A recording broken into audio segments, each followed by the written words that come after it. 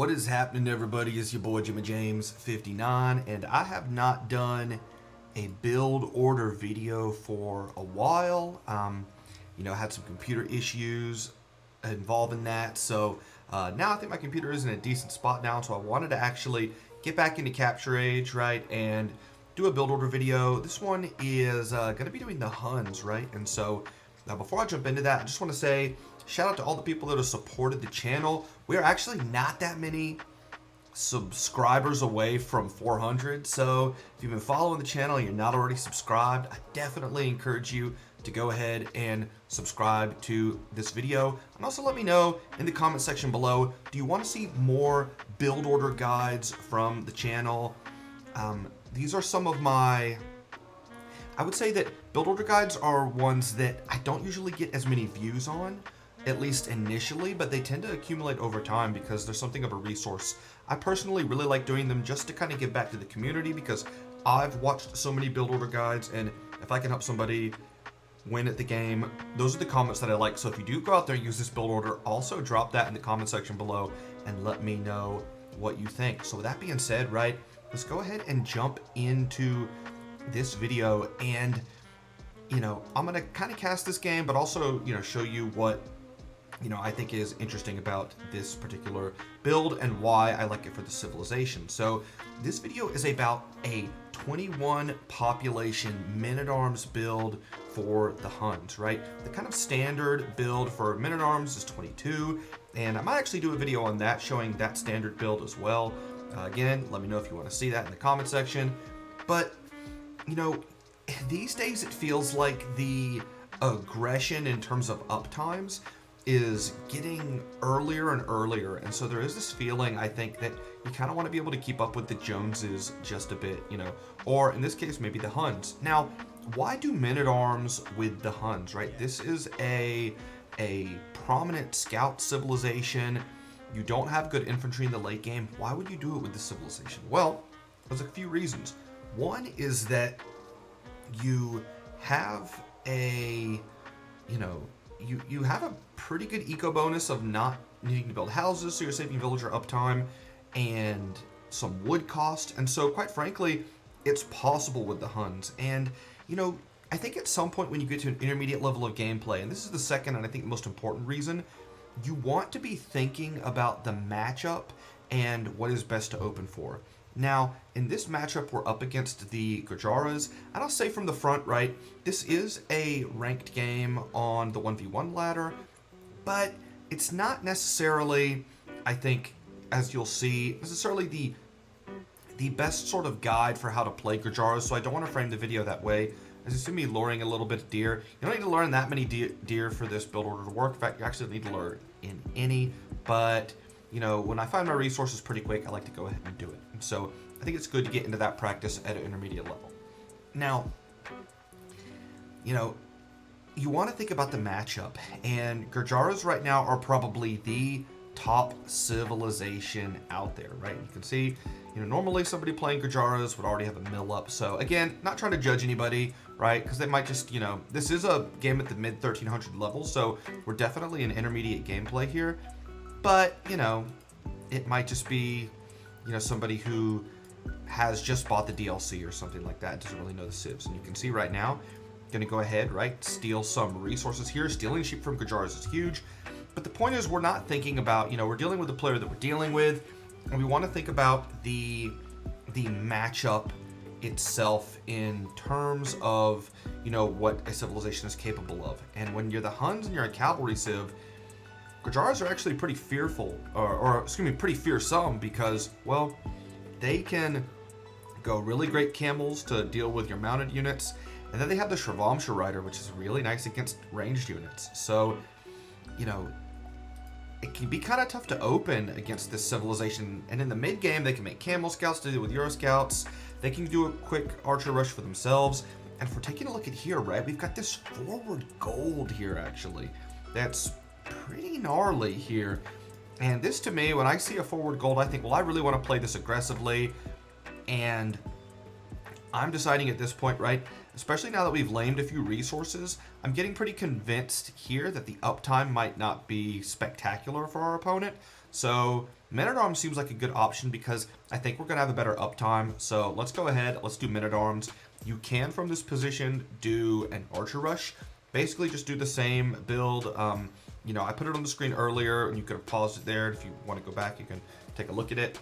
And, you know, you can actually do this on like a 20-pot build as well if you want to play something like an Archer Defense or an Archer Rush. But as you'll see, right, I like to, as we, well, catch another sheep, but it looks like this Camel Scout's probably going to catch it. And, you know, we've already, like, by just being a little bit aggressive, we've gotten some idle time, right? Our worker efficiency is pretty good so far, I think, you know, in the early game here, right? It's not bad, at least. And now, right, we're clicking up. And so as you can see, right now, we're starting to get into, we have 1 second of idle time, so basically a perfect Dark Age. And we have a ton of food because we lured in 2 deer, right? We're 100 food over, so obviously you can see from that, you don't need to lure in that many deer at that point now. Now, we're going to go ahead, get the militia up, right? What I like to do in the middle of this, right, because we have 5 on wood here, I really like to make a second lumber camp. And so I usually will take the straggler trees for just a moment to get a little bit of extra wood, and then I'll send my villagers out, and boom, we've got the barracks up, right? We've got the militia in the queue, right? And we're actually really close on this map. I think that this is a time when you, if you're scouting your opponent out and trying to decide if you want to go Men-at-Arms, this can actually be a pretty good possibility when you see that you're really close, because you might be able to get the Men-at-Arms in to do some damage before the other person can get archers out, because they're not traversing across the map for as long. I feel like I've been talking like this whole time. There's so much to talk about in this game. But what we're doing here, and you can see, here's the power of opening up with this fast, you know, going above 22 pop, is we caught this guy trying to build his barracks, and we were able to stop it, right? Again, this militia looks like he's getting a little froggy, not going exactly where we want him to.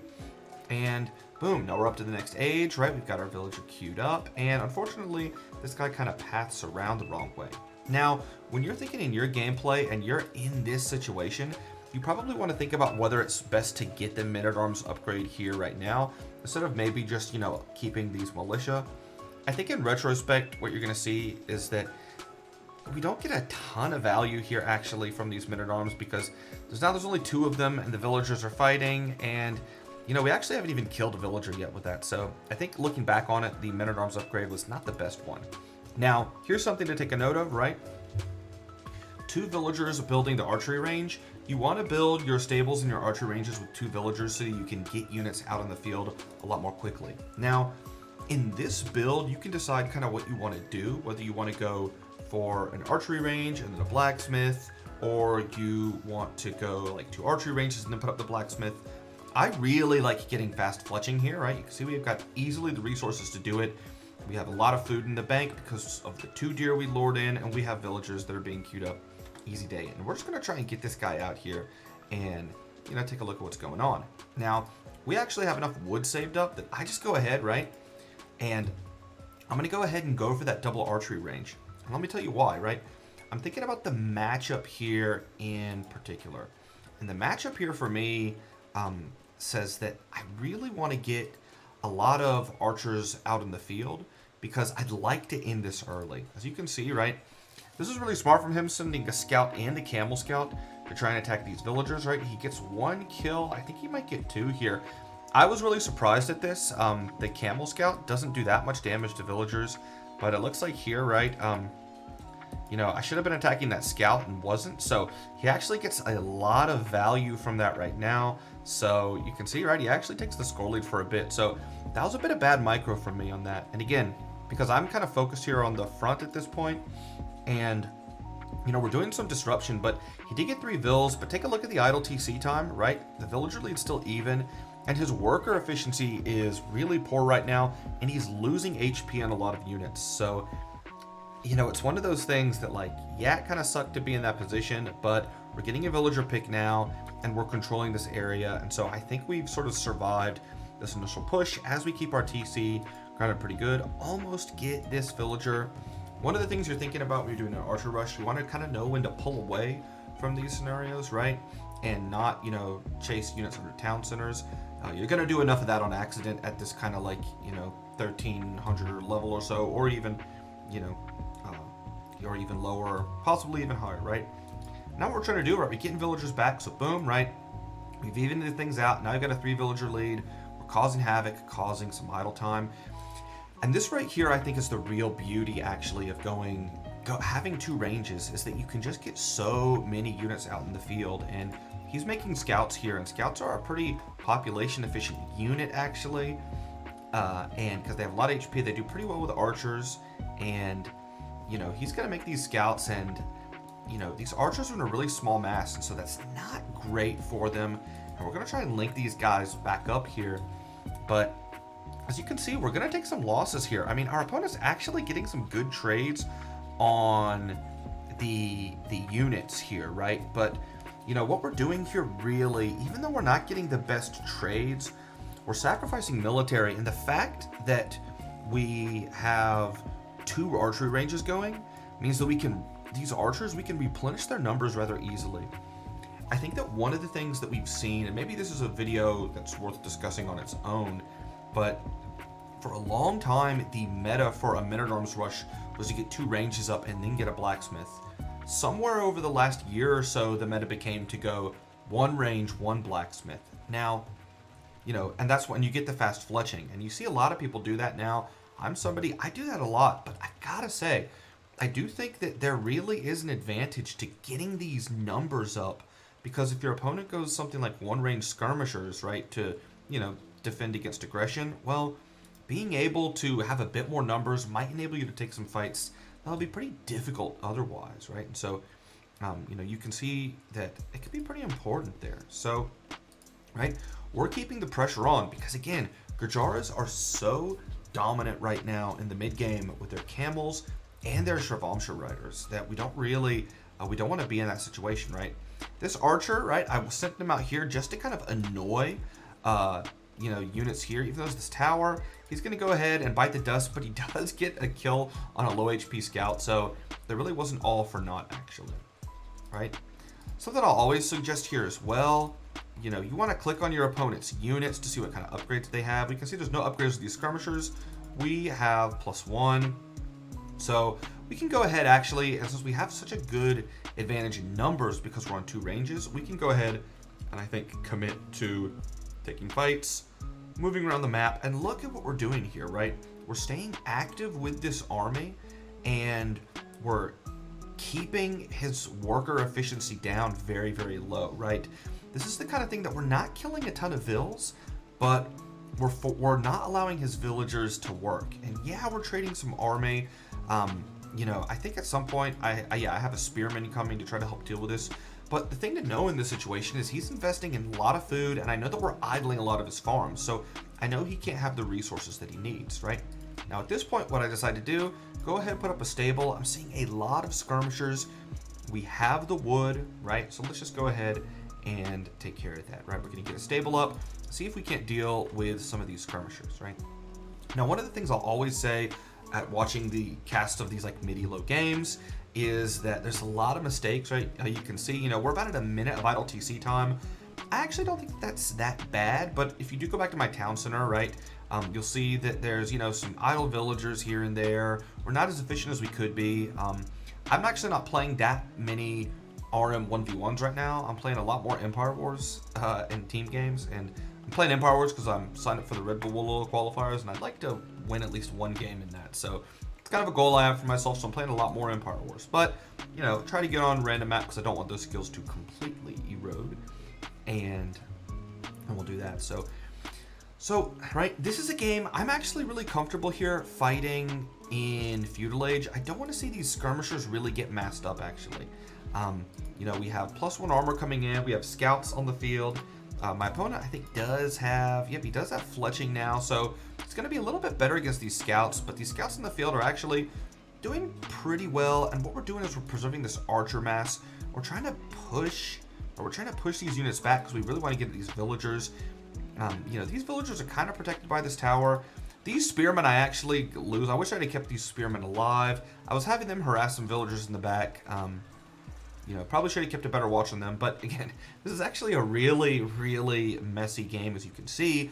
But that's something that I think actually really works in our favor here, because we don't want to let Gurjaras get into those mid-game compositions that are so strong, right? The longer the game goes on, the more of a disadvantage it is for us. And so I'm much more happy to fight here in Feudal Age, where I feel like we have a nice advantage. We have units we can get scouts out with our faster stables and just take fights. And let's play in Feudal Age for as long as we can, even if it means, trading some units to do so, right? We're going to keep the pressure on. And that's exactly what we're doing. I mean, you can see now, right? Our ILTC time has crept up a little bit here, a bit more than I'd want it to, but we are getting units out. And notice, right, the kill-death ratio, our opponent actually has an advantage here in the kill-death ratio. But, again, if you go and look at this economy, and in fact, if we can put this in quantifiable terms here, right, taking a look at the economy, let's go here, right? We've collected a lot more resources than our opponent, actually, right? We're also not scared, right? Again, we have +1 armor. We're running. Let's just go ahead and get this guy off gold. I don't want him to start getting into gold units. I'm really happy if he's going to go ahead and make, trash units. Our economy is really, really unbalanced at this point. And so that's why we're going to get the market up. Again, that's something that at a mid-elo level you really want to think about is, your macro behind your aggression. I don't think we did that great of a job this game at that, but again, we're in a decent position as we save up. Boom. Now we're on the way up to Castle Age, and I think you can tell from here that we're in a pretty dominant position. But again, I think that you want to think about what your strategy is in these, and the strategy here, right, the sort of overarching principle that we're operating on is we want this game to end as early as possible, right? So that's why you can see some of the upgrades. We got a stable going, right? You're going to see me put down another stable sometime here shortly as well, because we're just going to go ahead and night switch out of this, right? Because even though our opponent does have camels, we've done so much damage at this point that it's going to be good for us to, go knights and, not let him hang around in the game. We want to get knights going on, right? As you can see, boom, we got that stable coming up. We have a ton of farmers, so we're going to be able to, get a lot of upgrades here. We're keeping these crossbows alive because, again, we want to cover our bases. And even though our opponent really isn't playing Gurjaras in the way that's taking advantage of their bonuses, you want to think about how to stop Gurjaras. And, I'm not sure. Honestly, I think a lot of people think Gurjaras are extremely broken right now. Maybe the most broken civilization since humans upon release. Could be the case. What I would say, at least in terms of if the game goes to the mid-game for you, I think that probably the best thing you can do is go for a double gold composition, get to crossbow, get to knights, because at least the crossbows will be good against the camels, and the knights will be good against the Shravamsha, right? And if you can keep that going, definitely do that, right? So you can see, right, we're getting our upgrades here. We've got a lot of resources, right? At some point, +2 armor is gonna come in. Boom, there we go, right? And now we're just trying, right? We know that this area here, if you could look at, we can see what I see here. I know that there is, I might not know that the units are here exactly. In fact, if we can go to Fog of War, right? Perfect. I know he's getting a tower up, so I know that we need this +2 armor. I really want to fight under the tower. And keeping these crossbows alive means that, we can take these spearmen out really, really quickly. Something to know about Gurjaras is they actually lack access to the pikeman upgrade in general. So I think that's one of the things that can help make this double gold composition really strong, is that you're not going to see pikemen actually. And so now, right, we're just trying to keep him off gold. We don't want him to get to that gold. And this right here is all about closing out the game. We have some weak fills there. Hopefully they'll go down here shortly. Looks like, well, okay, one, perfect. All right, now they go down, right? And our opponent is on the way up to Castle Age, but you can already see the game is starting to fall apart a little bit for our opponent here. And we're just cranking out knights again. We want to control this gold here. There was a plan for a siege workshop if we ever got the wood for it. Because again, I'm trying to close games out here. right? We know we can control that gold, right? We know where the gold piles are. We know we're controlling these golds here. But we know he doesn't have access to gold, right? And that's really good for us because we don't need to worry about those camels coming out in the field. We don't need to worry about him going for any gold units. We just need to worry about keeping him off of those resources. And because there's no pikemen on the field, knights are going to be just fine. So it's going to be pretty easy for us there. As you can see, right, we're getting to a good win condition, and boom, there we go, right? Doing pretty well here. You can see these stats at the end, and I'll go through them here for a second. Working into the statistics here, right? You can see the score, military. Obviously, you know, the kill death ratio is pretty even actually, but you got to think about the way that the military was used. We used our military to idle as economy, and our opponent, right, had to sacrifice military for that. So we got pretty good trades there, a lot more resources, right? Perfect feudal time. The castle time is a bit later, but again, we were playing much more into feudal age. We were delaying that castle age by going 2-range archers and actually even going for a stable. So we played a really messy game here. Probably could be a bit earlier because again, we did have about 2 minutes of idle TC time in the feudal age, but all in all, the medieval level, not so bad at least. Take a look at the APM now, right? Not doing so bad. We played, you know, being the aggressor, we were playing a little bit faster here. So that is this build order video. I hope that you all really enjoyed this one. You know, I was, you know, well done to my opponent. I think that all of these games, you know, there are things you can learn from here, right? And you know, for us in this build order, right, it's seeing that like you can actually use some of these cavalry civilizations to play more aggressively, to play some different styles, because hey, you know, there's no civilization in the game that lacks the men-at-arms upgrade as far as I know, and so that means that men-at-arms is always an option on the table, and a lot of these cavalry civilizations do have some really nice upgrades. So don't be afraid to go men-at-arms with civilizations like Huns, Franks, etc., right? And I think a lot of folks talk about that with Franks actually, but I don't think Huns get enough recognition as actually a really strong men-at-arms rushing civilization. So that being said, right, I hope you enjoyed the video. Definitely like the video if you did, and as I mentioned, right, definitely follow the channel. I'd love for the next time I jump on here to see us over that 400 mark, but you know, and not just for my personal success, but for also the fact, you know, the more subscribers we have, the more the algorithm's going to push this video out and other videos as well. And again, like I said, if I can help somebody, you know, win games, Age of Empires, hey, I've done my job. So with that being said, I'm Jimmy James 59, and I'll see you guys out there on the ladder. Peace.